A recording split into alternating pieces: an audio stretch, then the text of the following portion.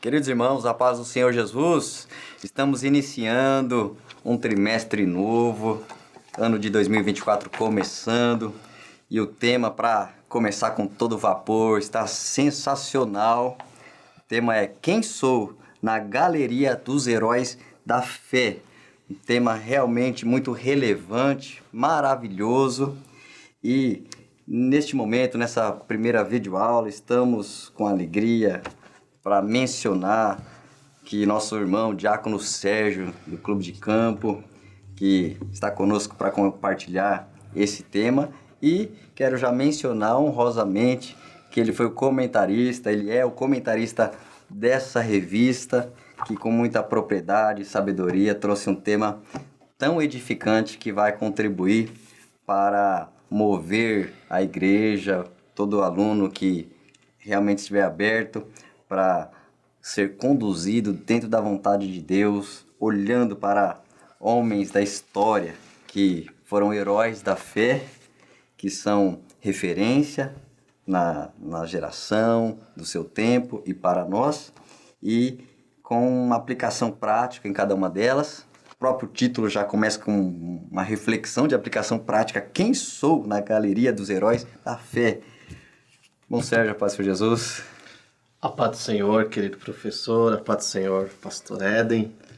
Eu sou grato a Deus por essa oportunidade, né, de poder servi-lo e servir a igreja, servir a Deus e servir a igreja por meio da escrita dessa revista.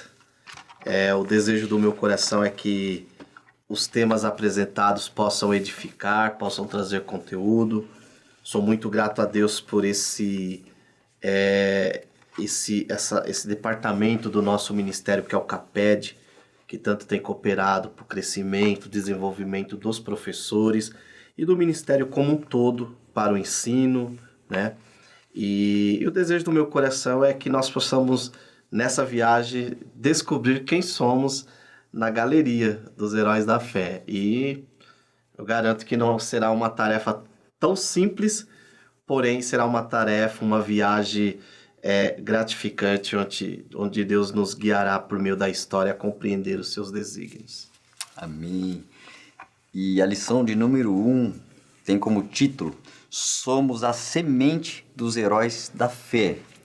Ela traz a história de um homem de Deus, Inácio de Antioquia, onde mostra resumidamente um pouco do seu testemunho, sua vida, que na igreja primitiva foi de encorajamento aos irmãos, foi de um testemunho vivo, de convicção, posicionamento, firmeza, ao ponto de chegar ao martírio, e que ficou marcado aqui nesta primeira lição. O Sérgio frisou muito bem que ele se autodenominou como um grão, como um trigo de Deus, em referência a uma passagem onde o Senhor Jesus faz uma declaração muito profunda, uma ilustração simples, onde ele se compara com o grão de trigo, mas com uma profundidade tremenda.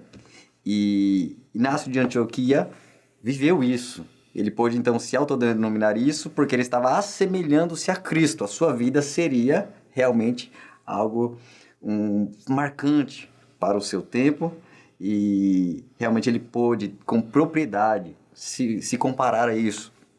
Então nós vamos já olhar um pouco para a história deste homem de Deus, Inácio de Antioquia, irmão Sérgio. Amém. O para refletir até um pensamento meu, né? Não podemos pisar na semente plantada pelos mártires da igreja. Tal como eles, devemos adubá-las com o nosso sangue, se necessário for. Esse pensamento, ele retrata muito o que foi essa era da igreja, né? No processo de escrever a revista, o que eu tive pensamento? De pegar os principais nomes de cada era. O Inácio de Antioquia, ele está ali no que nós chamamos da era primitiva, né? A era patrística da igreja, né? É o final dos apóstolos, né, onde o apóstolo João é o último a morrer de morte natural, e ali começam a se levantarem homens, né, tem como um objetivo continuar a obra que os apóstolos tinham dado início, né. Se eu fosse trabalhar toda essa era primitiva, eu até coloquei aqui, nós teríamos Clemente de Roma, o próprio Policarpo de Esmirna e o Justino Marte, né, entre outros.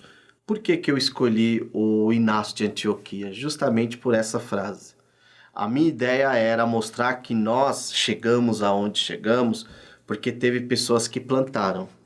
E quando ele se assemelha ao trigo, né, é bem interessante ali, porque o Inácio de Antioquia, ele está ali no ano 35 a 107, mais ou menos. Ele está no período do imperador Trajano. O imperador Trajano, diferente do imperador Décio Diocleciano, ele não traz uma perseguição sistemática ao império, aos cristãos. Mas ele coloca o que nós podemos chamar da primeira perseguição institucional. Ou seja, ele coloca, olha, é proibido ser cristão. E o cristão só é morto desde que haja uma denúncia. Então essa é uma lei que ele coloca. Porém, se o cristão ficar lá no seu lugar, quietinho, não tem problema nenhum. Mas se houver uma denúncia, ele precisa se apresentar diante das autoridades, negar Cristo e sacrificar em honra do imperador. Ou seja, um sacrifício ao imperador. Não se sabe como, mas chegou uma denúncia às autoridades de que Inácio de Antioquia, que foi um contemporâneo de Paulo, João e Pedro. A sucessão é a seguinte: ele aprende aos pés de João, né, e aos pés de Paulo, e substitui Pedro como bispo da igreja de Antioquia. Então, alguns livros, entre eles eu trouxe até um aqui para recomendar, A História da Igreja Era Primitiva, retrata que Inácio de Antioquia era um homem muito culto, um homem que conhecia muito bem o próprio grego, mas acima de tudo era um homem muito piedoso, um homem que orava muitas horas, jejuava muitos dias e, acima de tudo, um pastor no termo do Novo Testamento. Ele tinha um zelo pelas almas, pelos irmãos, mas acima de tudo um amor muito grande por Jesus. Então ele é ali denunciado como cristão, ele apresenta-se diante das autoridades, né, por volta ali do ano 107, e aí vem a ordem: olha, você sacrifica ao imperador Trajano e segue tua vida. Só que você precisa negar a Cristo e sacrificar ao imperador.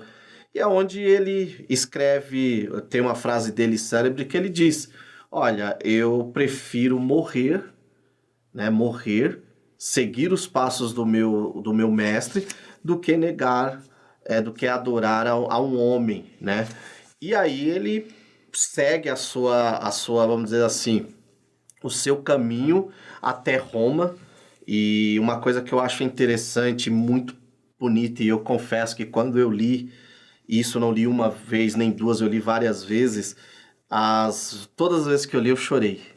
E ao falar eu também me vem as lágrimas, que ele começa a peregrinar até Roma e quando está próximo de chegar em Roma, os guardas que o conduziam se converteram ao cristianismo. E todas as igrejas ao seu caminho até Roma, ele parava, pedia aos guardas para parar numa comunidade, numa igreja, né? E ele prega Cristo. E ali, o ápice disso é a carta que ele escreve aos irmãos de Roma. Por quê? Porque os irmãos de Roma tinham um certo poder de impedir que ele não morresse. E é onde ele fala: olha, eu sou o trigo de Deus. Não faça tal coisa. Por quê? E aí é onde eu falo que eu chorei, que ele escreve assim, abre aspas, ele diz: eu já não tenho mais prazer nesta vida e na comida perecível. O meu prazer está em encontrar o céu. Por isso que eu até coloquei aqui, na sua biografia, que ele era um peregrino almejando a pátria celestial. Um homem culto, um homem que gozava de muita reputação nas igrejas ali da Antioquia, mas mesmo assim o seu alvo era o céu. E quando ele está próximo a chegar até Roma, é interessante notar isso, que a história diz que os guardas se converteram, muitas pessoas que no início queriam ver a sua morte se converteram. E aí, no ano 110, mais ou menos, por volta do ano 110, ele é lançado no Coliseu Romano, As Feras, e essa obra aqui do Truesdale, ele fala que o Inácio morre ali louvando a Deus. Só um ponto, o Inácio não é o único desse momento. Poderíamos citar aqui, eu até coloquei na introdução, o próprio Clemente, o próprio Policarpo, quando ele é chamado para negar a Cristo, ele fala: eu o sirvo há tanto tempo, por que eu negaria? E Justino Marte, que se levanta ali para defender a igreja, né? Se Inácio se propõe a ser a semente, né, a regar a semente daquele jardim que seria a igreja, o Justino Marte ele se propõe a defender não a Deus, porque Deus não precisa de defesa, mas ele defende a igreja. Por quê? Porque nessa época havia se levantado muitos comentários sobre a igreja, inclusive onde que os crentes eram canibais, que os crentes diziam nas suas reuniões secretas sobre o comer o corpo de Cristo e beber o sangue de Jesus. E aí as pessoas pegavam aqueles recortes e diziam que os crentes estavam comendo crianças, estavam comendo uns aos outros. Então é nesse cenário ali na era primitiva, era patrística, que nós temos Inácio de Antioquia, um teólogo, um pastor, mas acima de tudo um homem que amava a Cristo e permaneceu firme nesse momento sombrio que foi o momento do imperador Trajano. É muito interessante olhar para a história de Inácio e ver alguém determinado a não querer o livramento da morte, assim como o apóstolo Paulo, a ter convicção do céu, convicção do seu chamado, convicção de que vale a pena, se for necessário, até morrer por Cristo. E quando nós olhamos para o tema heróis, muitos podem pensar, os heróis da fé lá da galeria dos heróis que está em Hebreus 11, e aí as pessoas tendem a olhar como alguém lá dos tempos bíblicos, Moisés, José e alguns juízes, mas quando estamos falando da história da igreja, já traz uma proximidade conosco, é um irmão, é um líder, é alguém da comunidade cristã se destacando, enfrentando a oposição, enfrentando o sistema da época para fazer a vontade de Deus e suportando qualquer consequência disso por amor a Cristo, né? Então olhar a vida dele determinado a dizer, olha, eu vou à morte, mas eu sou um trigo, eu estou sendo enterrado, eu sou uma semente, estou cumprindo a vontade de Deus, mostra essa firmeza, essa convicção que realmente é uma inspiração para nós, de que vale a pena compreender o chamado, vale a pena entender que Cristo nos chamou para a renúncia. O verdadeiro evangelho é renúncia. O verdadeiro evangelho é o mortificar o próprio eu para viver a vontade de Deus.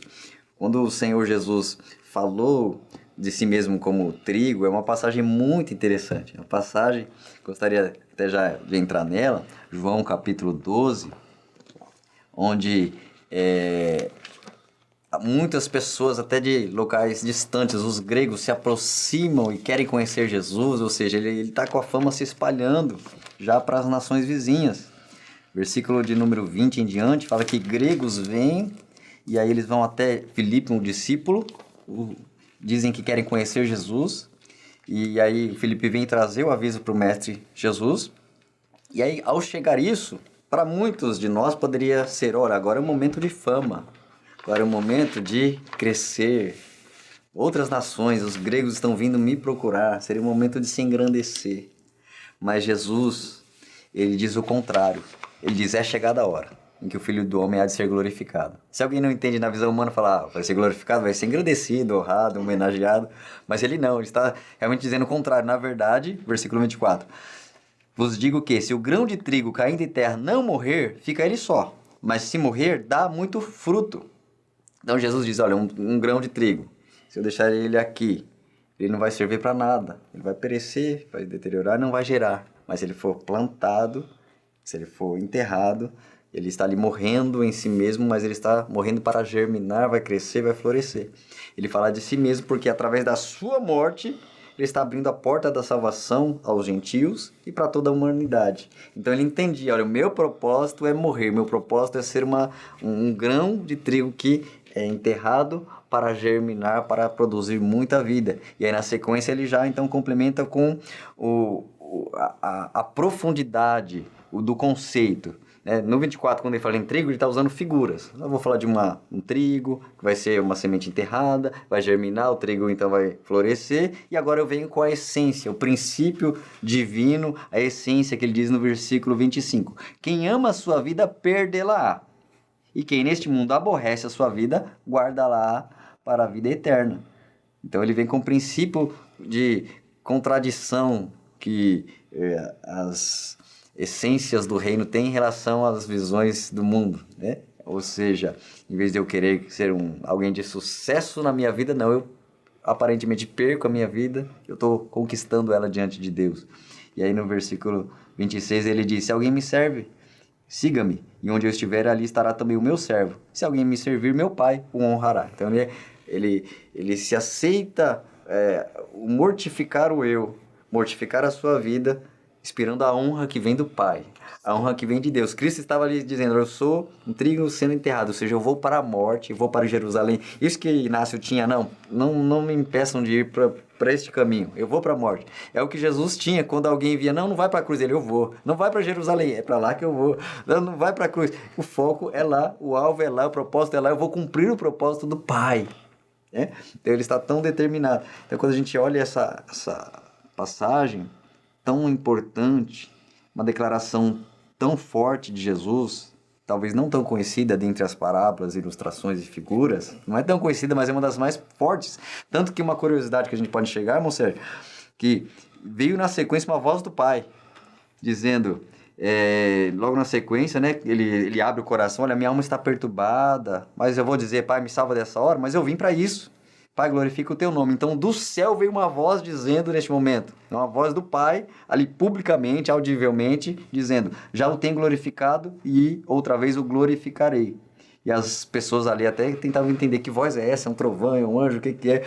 Ou seja, poucas vezes manifesta a voz do Pai audivelmente diante das pessoas. Foram só 3 momentos. O primeiro momento no batismo de Jesus, o segundo momento ali na transfiguração, diante dos discípulos mais íntimos no monte, onde ele resplandece e vem uma voz do Pai confirmando que é para ouvir ele, para focar nele, no Filho, e agora nessa vez. Então por isso que eu acho que é uma passagem tão profunda, tão importante, uma declaração tão fantástica e não tão conhecida, não tão trabalhada, não trabalhada por muitos dos irmãos, provavelmente. Então 3 vezes em uma dessas foi Pai dizendo, já tenho glorificado, eu glorificarei. Pai falando com ele, quando ele faz essa afirmação, sou um trigo morrendo, ele entendia o propósito. E aí a gente vê que muitas vezes o servo de Deus, para cumprir o seu chamado, ele vai ter que passar por esta fase, ou atravessar o morrer. Pode ser, em alguns casos, morrer fisicamente, sofrer fisicamente, ou com certeza espiritualmente morrer o seu eu sempre. Isso faz parte. Mas a gente vê isso, Inácio, com essa similaridade, essa semelhança a Cristo, que estava determinado a morrer. Um dos livros que eu achei muito interessante, logo no início da minha conversão, nos primeiros anos, foi o livro dos Mártires. John Fox. Então, é repleto de testemunhos fortes, impactantes, tantas pessoas ao longo da história da igreja que foram mártires. Aí poderíamos ter uma pergunta de algum aluno, mas então realmente uma vida entregue para Deus é aquela que for mártir? Só esses que realmente são considerados heróis da fé? Não. Muitos podem passar pelo martírio, pela morte.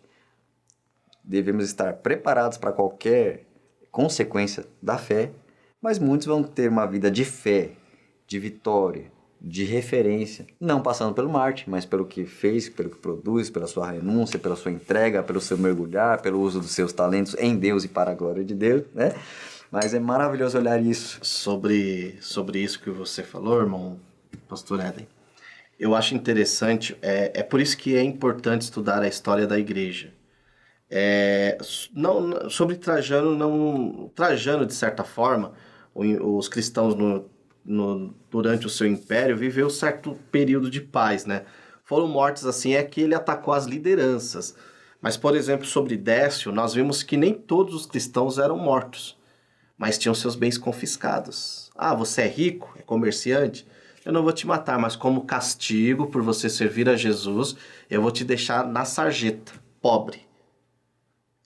Hoje, atualmente, nós temos vários tipos de perseguição. Aqui no Brasil, ainda, né, no presente, nós temos poucos casos de morte por amor a Cristo. Porém, se você é um cristão que se posiciona à luz da Bíblia, você é cancelado nas redes sociais. Se você prega a verdadeira palavra, a sua pregação vira motivos ou entra em inquéritos de investigação. Então, assim, dependendo do local, a perseguição sempre existiu para a igreja, né? Os meios são diferentes, né? É por isso que certa vez eu estava escutando um pastor muito conhecido falando sobre essa passagem da leitura bíblica de Apocalipse 6, do 9 ao 11, sobre o período de grande tribulação. Para mim, de repente, eu posso olhar e falar assim, período de grande tribulação é quando Jesus voltar, a igreja subir. Aí vem a grande tribulação. Mas, por exemplo, pega um irmão agora na Coreia que está tendo que ficar escondido no meio da selva, talvez dormindo em cima de árvores porque o governo soltou cachorros para persegui-lo. Esse irmão com certeza vai dizer, eu já estou vivendo a grande tribulação. Então, assim, a perseguição, ela é global. Digamos que os mecanismos são diferentes. E aí o irmão colocou muito bem. Eu tenho que estar disposto a ser o trigo de Deus. Seja sendo cancelado, tendo a minha reputação morta, não porque eu fiz algo de errado, mas porque eu sou cristão. Porque se a pessoa, pastor Hélio, você ser acusado de canibalismo, né? Assim, você vai estudar a história da igreja, você vê que os cristãos eram acusados de sacrificar seus filhos para comer. Aí imagina, você tem 2 filhos, você ser acusado de que sacrificou seu filho a Jesus, porque você come a carne e bebe o sangue de Jesus. Então a sua reputação está sendo morta ali. Entendeu? A sua reputação está sendo trigo, mas por amor a Cristo. Então, assim, nem toda perseguição resultará na morte física, mas pode resultar na morte da sua reputação, na perca dos seus bens, na perca da sua liberdade, entendeu? Então, eu vejo muito isso. E o irmão comentou aí do texto, eu também concordo que para mim essa é uma das falas mais profundas de Jesus. E por que eu busquei essa frase? Nós temos, às vezes, um hábito de achar que só se faz teologia profunda hoje. Isso é um grande erro de quem não estuda a história da igreja. Quando você vai para os pais da igreja, que é o período que Inácio está inserido, você vê que eles eram grandes teólogos. Eles exploravam a palavra como um todo. Então, aqui, Inácio chega à conclusão de que morrer é importante, por quê? Porque ele conhecia que eu preciso ser um trigo, como o meu mestre foi. Então, você vê quantos insights, quantas coisas nós podemos tirar aqui do início da biografia, né? Tão pouco que temos, mas o principal ponto aqui é da sua coragem em ser morto fisicamente, mas como bem colocou o pastor Ed, às vezes não fisicamente, mas a sua reputação, você perde as coisas, você pode perder emprego, você pode perder oportunidades por ser cristão. E hoje em dia, no Brasil, a guerra é ideológica, né? Isso já é uma realidade. Dependendo da forma que você pregar, você está dizendo contra o pecado, mas muitos interpretam como ofensivo, como agressivo contra alguma pessoa e virar processo. Então, realmente é um momento de muita sabedoria, mas não deixar de pregar, não deixar de anunciar o que a palavra diz, mas envolve essa resistência de outro formato, como bem citado pelo irmão Sérgio, né? As formas, mecanismos mudam nas nações e locais, mas é sempre a perseguição, é sempre o inimigo, é sempre o sistema mundano, o pensamento mundano contra o reino de Deus. E o reino vai sempre dizer para nós mesmos, olha, para você enfrentar tudo isso, você tem que morrer, você tem que estar morto para suportar tudo isso com regozijo, com prazer, porque o tópico seguinte é: onde está nosso maior prazer? Qual é a maior satisfação que temos? Como Cristo tinha minha alegria, o meu alimento é fazer a vontade do Pai que me enviou. É citado aqui que a vontade de Deus é confortante, devemos querer fazer a vontade de Deus. E aí eu tenho tanto prazer em Deus que aí minha vida humana, terrena, natural, fica em segundo plano. Então realmente eu consigo morrer o meu eu para viver esse prazer maior, esse amor maior, esse relacionamento íntimo, profundo e intenso com Deus. E pode ser um problema muitos não estarem mortos. O problema da igreja é que muita gente querendo viver quando deveria estar morto para si mesmo. Muito ministério que não floresce porque alguém fala: eu queria ser usado por Deus. Eu até canto, louvo na igreja, eis-me aqui, usa-me. Até louvo, quero ser usado como um farol, eu quero ser usado, então canta bonito. Mas está vivendo muito, precisa morrer a si mesmo para realmente florescer, germinar. Então falta para muito ministério florescer, virar trigo. Porque falta para muito crente viver uma vida espiritual de verdade, virar trigo, falar: vou renunciar a essa vontade, renunciar a esse desejo, renunciar a esse costume antigo, renunciar a esse meio social que eu gosto de curtir. Tem momentos que tem que falar não, dar um basta, virar trigo para realmente florescer uma vida que agrada a Deus e realmente andar na vontade de Deus, andar realmente construindo uma casa sobre a rocha. E para isso envolve mudar o entendimento, mudar o pensamento, mudar a compreensão, para que seja um viver racional, com entendimento. Eu entendo a vontade de Deus, eu aprendo a vontade de Deus, eu me rendo a essa vontade, aí eu crio convicções, raízes profundas dessa vontade de Deus, e aí eu vou aprender mais e mais e viver ela. Então, envolve desconstruir tudo que eu tenho antes, porque nós somos um ser emocional, espiritual, social, cheio de acúmulo de informações, sentimentos, ensinamentos, cultura mundana, humana, carnal, natural, e temos que desconstruir isso e gravar um novo, que é a vontade de Deus, a palavra de Deus, que é boa, perfeita e agradável. Aí nós vamos ter um entendimento novo, vai nos formar um comportamento novo, uma convicção nova, e essa convicção vai fazer eu realmente cumprir e viver o que Deus quer. Aí você uma vida que realmente consegue renunciar a qualquer coisa, porque a convicção vai ser mais forte. Com certeza, né? E o interessante é que assim, é viver a vontade de Deus de forma confortante. Essa vontade racional, essa vontade boa. Porque hoje nós vemos que há pessoas que às vezes se colocam numa posição como se a vontade de Deus implicasse ela viver de forma infeliz e amargurada. Nós vemos em Jesus diferente nos próprios mártires da igreja.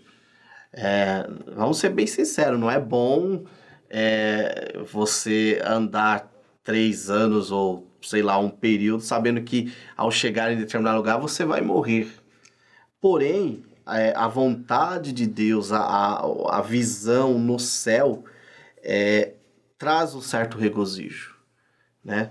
Então, o que eu percebo nesse onde está o nosso prazer deve estar na vontade de Deus, porém, de forma confortante. Não uma vontade de Deus que implica eu viver infeliz, onde você vê que há pessoas, às vezes, que testemunham: não, irmãos, para fazer a vontade de Deus, eu tive que...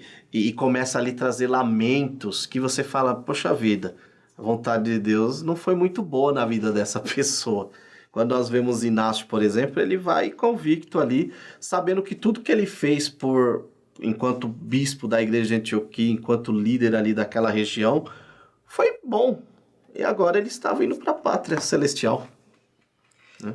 E a gente vê, quem tem esse prazer, ele consegue, mesmo nas dificuldades, dores, perseguições. É maravilhoso olhar para a vida do apóstolo Paulo, por exemplo.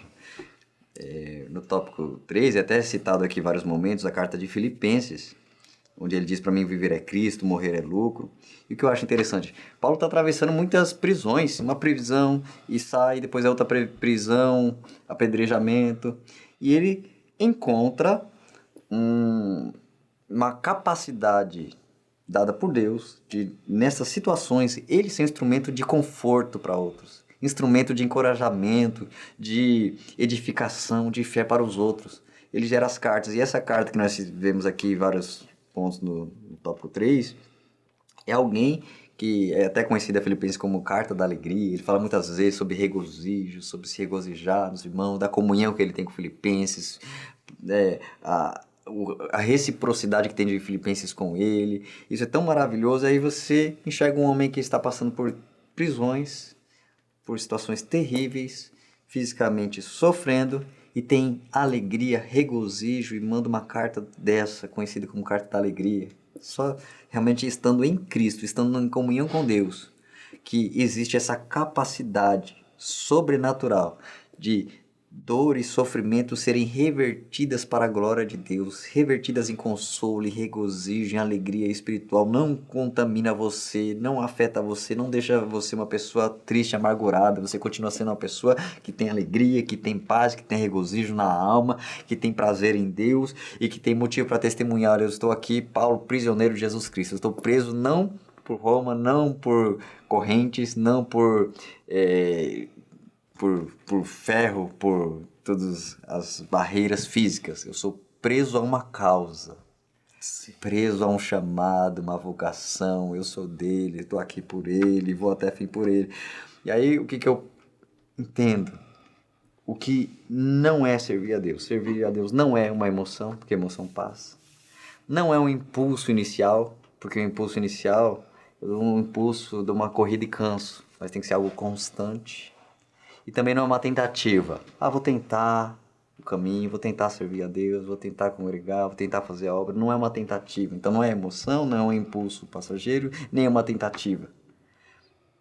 Servir a Deus é convicção, é uma constância e é uma certeza que vai nos fazer ir até o fim. Até o fim de toda a jornada de fé, para realmente poder, em algum momento, falar, olha, que a minha vida, quem olhar para ela, possa enxergar como alguém que tem um mérito não humano, mas alguém que batalhou, se dedicou e amou tanto a Deus que pode ser considerado também. Alguém é colocado ali na galeria. Imaginemos agora uma prateleira. Você olha alguém lá do passado, citado pela Bíblia, depois você olha alguém citado pela história da igreja, o tempo vai avançando e nós olhamos para nós, nossa vida, nosso testemunho, nossa história um dia ser colocada e contada por alguém. O irmão tal, o meu pai, minha mãe, o irmão fulano, o líder da minha igreja, o obreiro da minha igreja, é digno de ser contada a história dele, o testemunho dele, como alguém que é, para os que conhecem ele, um herói na fé. Pode não ser conhecido na história, no mundo, mas para quem conhece de perto, sabe? É um herói, alguém que vence pela fé. Exato.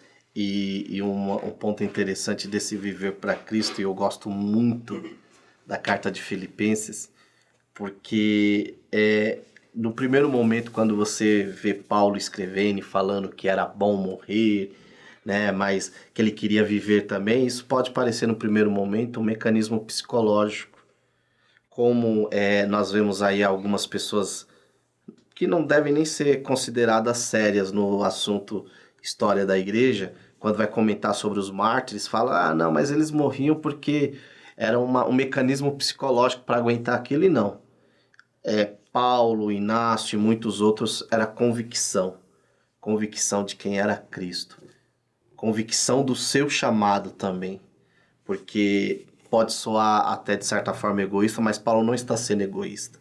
Ele fala, olha, é muito bom morrer porque eu estarei com Cristo, mas eu também quero continuar vivo por causa do serviço que eu sei que eu não terminei. Então você vê a diferença do viver em Cristo, né?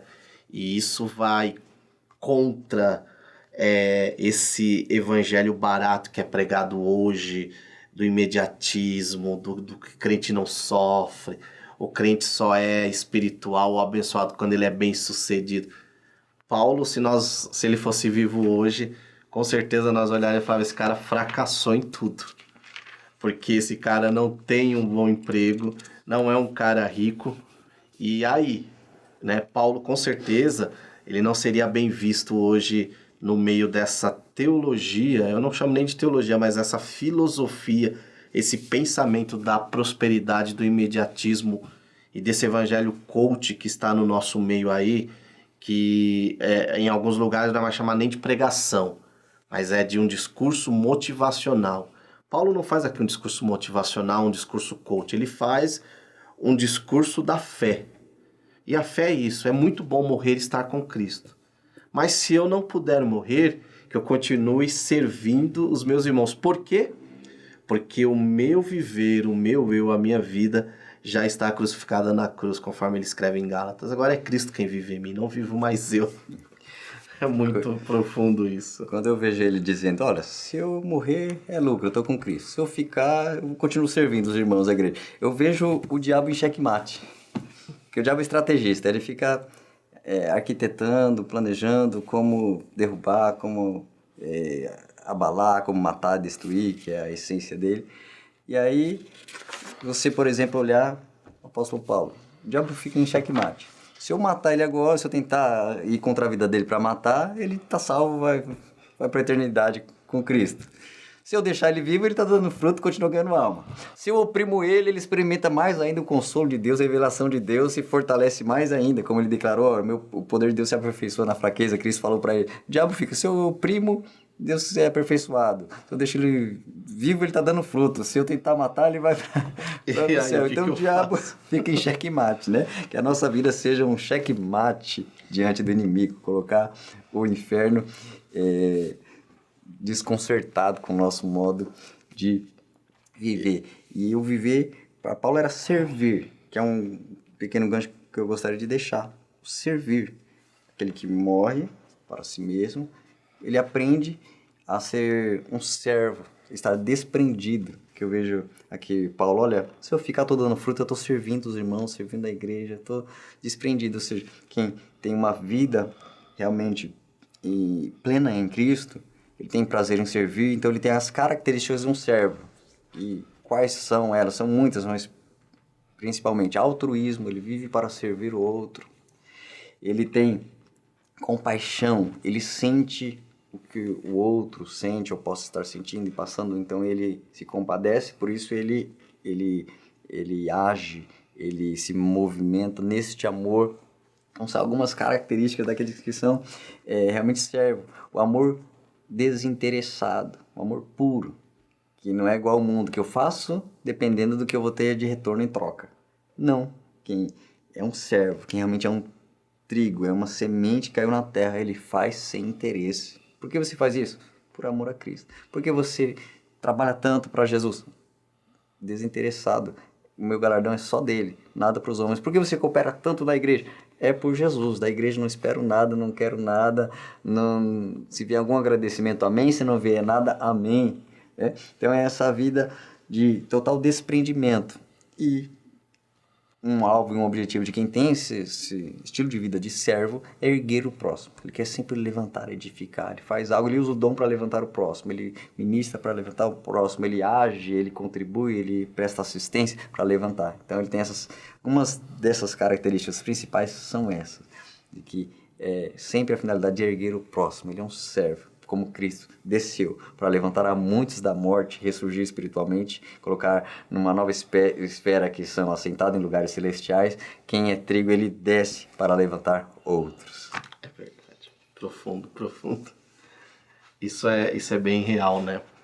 Ele morre para que outros possam viver, né? Ele morre para que o seu próximo possa viver, né?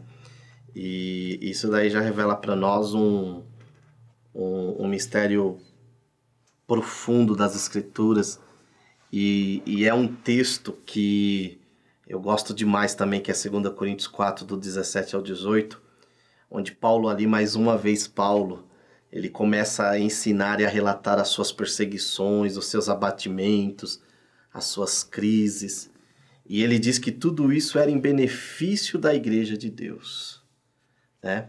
E aí, pegando uma fala sua que você disse, quando olhamos para esses irmãos não tão conhecidos, né, que estão lá nas prateleiras, na galeria dos heróis da fé, nós vemos que eles trilharam um caminho de abatimentos, de perseguições, de tribulações.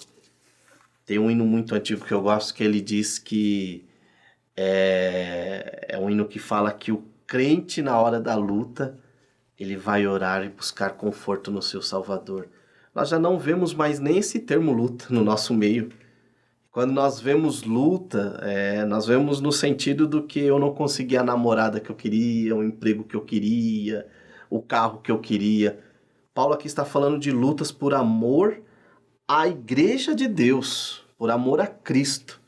Eram abatimentos, perseguições, pressões. E tudo isso Paulo, ele dizia que ele tinha prazer em trazer isso no seu corpo, porque à medida que ele morria, ele ressuscitava em Jesus. E essa era, segundo ele, a proposta de Deus para os seus servos. Então, à medida que eu sou perseguido, que eu sofro pressões, eu vou morrendo no corpo para ressuscitar com Jesus. Isso é ser tribo de Deus.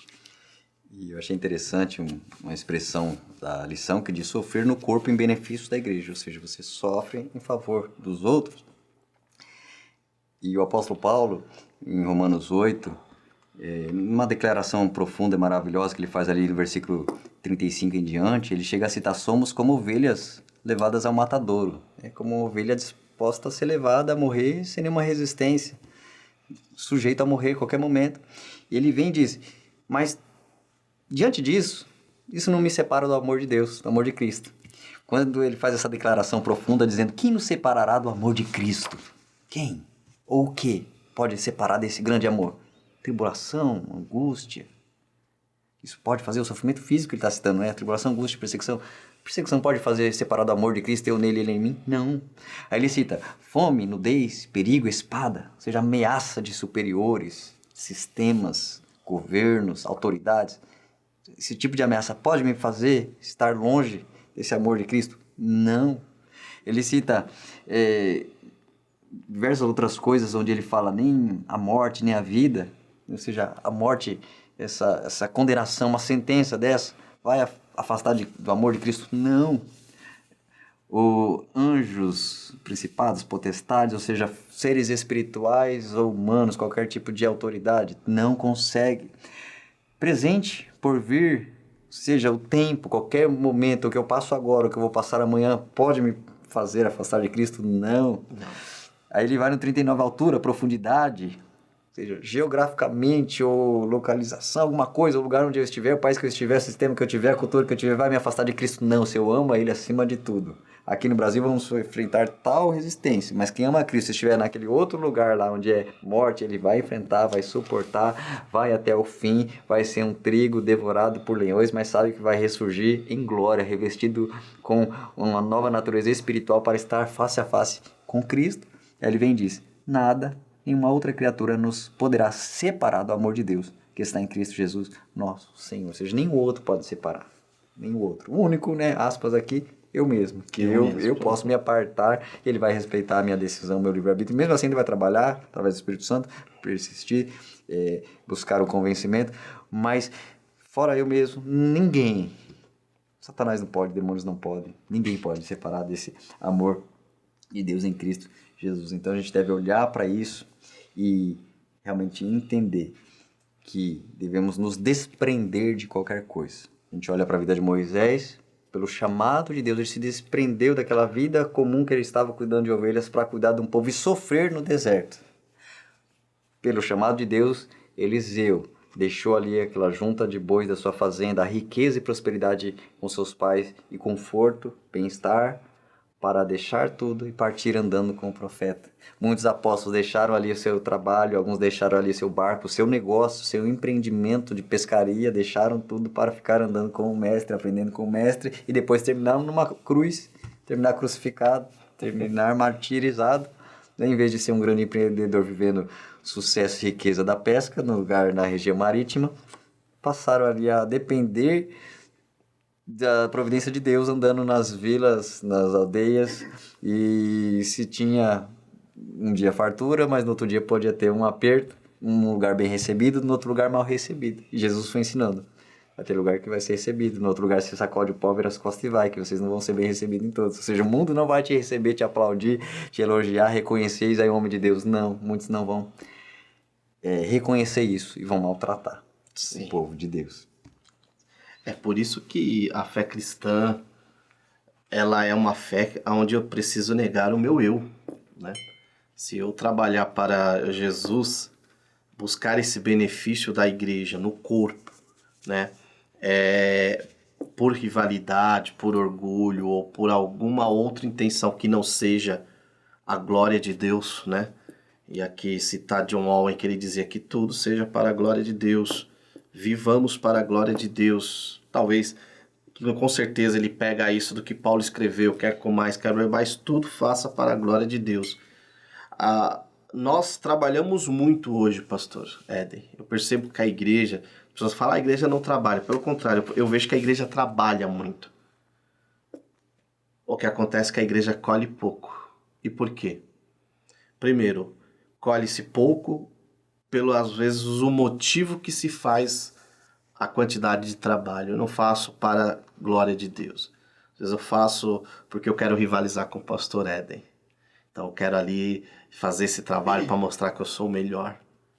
Ou às vezes eu faço para ganhar um prêmio em determinado órgão do governo. Então eu não faço para a glória de Deus. E assim, uma coisa que eu aprendi, já citando heróis que estão na galeria, meu avô que partiu para o Senhor era um homem de pouca cultura, mas ele sempre dizia, Sérgio, tudo que não é para a glória de Deus não prospera. Porque Deus não divide a glória dele com ninguém. E a igreja é de Deus, ela tem um dono. Então eu posso ter o melhor trabalho, a melhor das intenções. Não vai para frente, não tem uma grande colheita. Por quê? Porque não é para a glória de Deus. Então, o que eu vejo aqui em Inácio, vejo no próprio apóstolo Paulo, né? Eu citei muito Paulo, porque Paulo mostra, ele vive isso, é um contemporâneo ali de Inácio, e ele, com certeza, com o seu exemplo, ensinou Inácio, olha, Inácio, viva para a glória de Deus. Não viva para o teu eu, não viva por rivalidade, não faça as coisas por orgulho. Você quer colher, você quer ter uma boa colheita?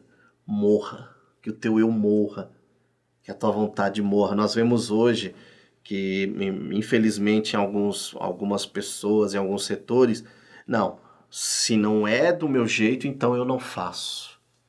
Às vezes, para o bem da igreja, do povo de Deus, eu preciso abrir mão do que eu acho que é certo. E às vezes está certo, mas para aquele momento não cabe.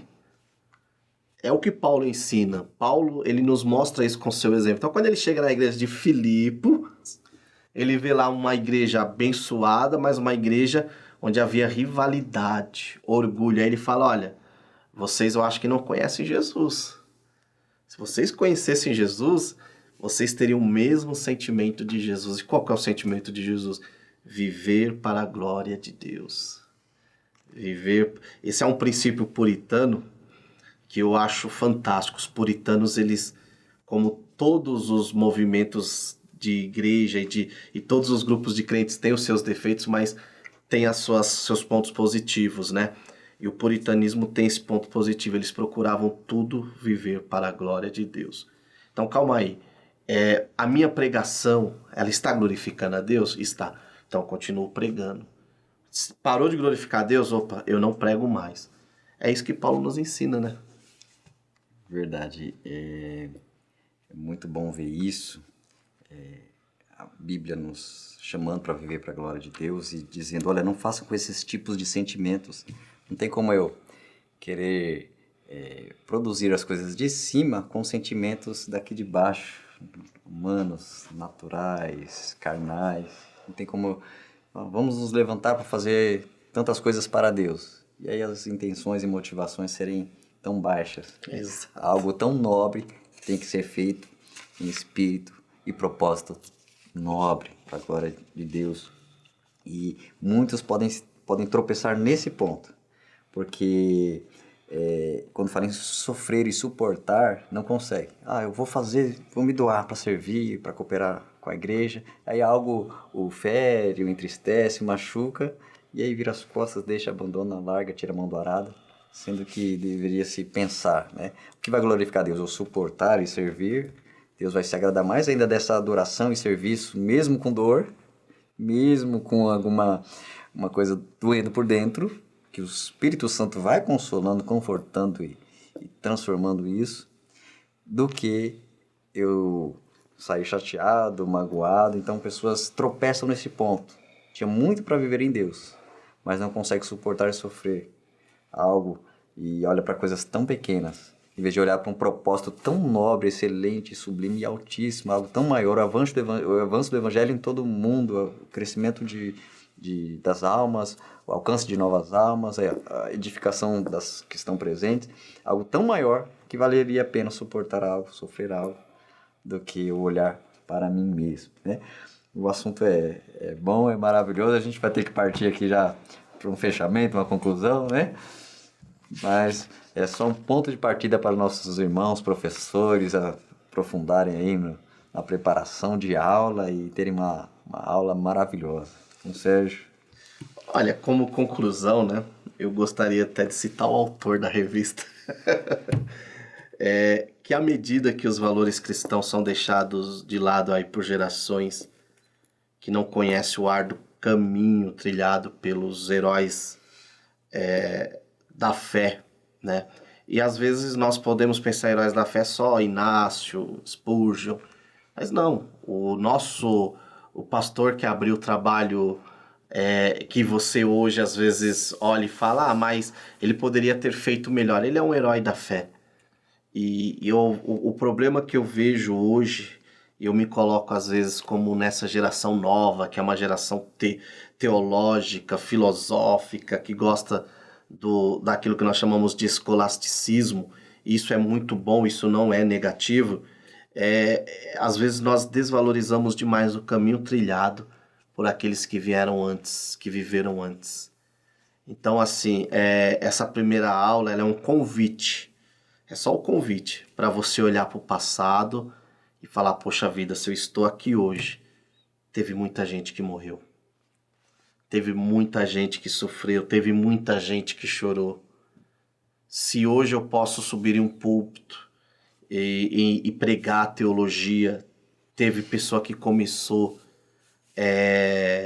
o labor teológico muito antes que eu e chorou porque foi rejeitado, porque teve um viver solitário. Se hoje eu posso cantar livremente porque teve alguém que lá atrás trilhou, teve alguém lá atrás que foi buscar. Então, assim, essa lição é um grande convite para eu deixar de lado o meu orgulho e ver que se a minha geração hoje pode usufruir de muitos benefícios, porque lá atrás teve pessoas que trilharam o caminho da dor, da lágrima, do sofrimento, da oração, do joelho calejado, que para muitos hoje é piada, e eu acho até uma brincadeira de mau gosto quando alguém fala, aquela geração do joelho calejado.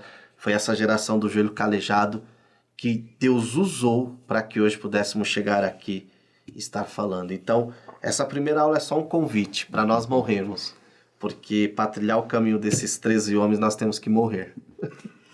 Maravilha. Cristo foi o primeiro grão, com certeza, que se entregou, produziu muito fruto, são muitas vidas e almas ao longo da história se entregando. Cada um foi sendo semente para a geração seguinte. Cada um foi um marco para a geração que vinha na sequência. E chegou até nós. Então o convite para nós devemos ser trigo, ser um testemunho marcante, impactante. E aí sim haverá uma sequência, continuidade, um efeito nisso adiante. Que em nosso meio, nossos alunos, professores, irmãos, irmãs, obreiros, líderes, brotem mais e mais heróis da fé, dispostos a serem trigos. E a igreja viverá algo extraordinário, algo maravilhoso, avanço, expansão, crescimento, testemunhos, caminhando para a vinda do Senhor Jesus. Uma igreja viva, pulsante, poderosa em virtude para fazer a vontade de Deus. Em nome de Jesus, seja um trimestre inspirador para cada irmão, irmã, olhar para si mesmo, refletir, crescer e se posicionar como uma bênção, como um herói neste tempo. Em nome de Jesus, nós vamos finalizando essa primeira aula, um vídeo que é promovido, preparado pela equipe do CAPED, semanalmente, que cada um dos irmãos possa acompanhar todo o trimestre, acompanhando cada lição, e certamente haverá um enriquecimento no conhecimento e graça de Deus impactante em cada vida que acompanhar. Amém? Deus continue te abençoando grandemente em nome do Senhor Jesus.